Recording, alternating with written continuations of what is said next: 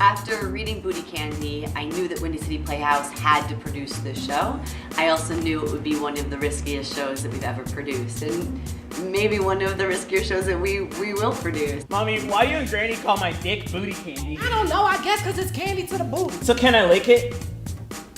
A lot of times, we have a lot of work that comes out that is so familiar and so ordinary and traditional, and I think it's really important that we have pieces like that where people can relate. A lot of people can relate to the work. I think it's really important to have diverse narratives in theater, especially when you talk about diverse Black narratives, because I think there's just so few opportunities to be able to see yourself on stage, and especially in the LGBTQ community. It's unlike 95% of the theater that's out there, and it attacks the audience in a way where it forces a response from you and an opinion from you. There are some folks who sort of feel like, well, maybe this story isn't worthy of being told, or some audience members who feel like, well, that's just not my cup of tea.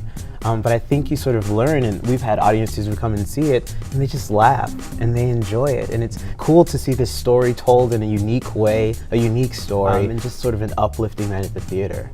There has been some negative feedback as far as people not wanting to see a show go so far, or about pushing the audience and making them feel uncomfortable. I think, again, it's about sort of, like, these stories are worthy of being told.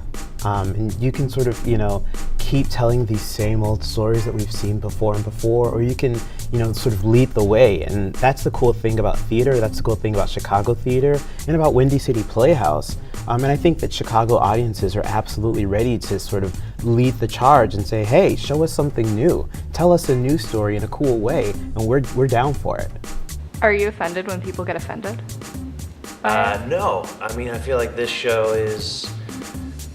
inherently it's going to elicit a response from people, and sometimes the most honest response to something is if it's a defensive act to be offended.